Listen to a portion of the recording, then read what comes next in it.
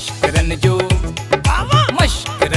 गोठ तई मश्करन जो हाँ मश्करन जो गोठ तई। बस वीह मड़े तू मां जो चवण वठे न तू दुखी थे न मुंहिंजो ई साह सूलीअ ते टंगियल हुजे हा। खुट कोन कर अम्मा, तो वारी धी आहे न ये चिलकणी, इन्हनि जा पेट दुहल करे कुटींदी। बस रुगो हिननि जो पाणी मापे वठां। छा थियो?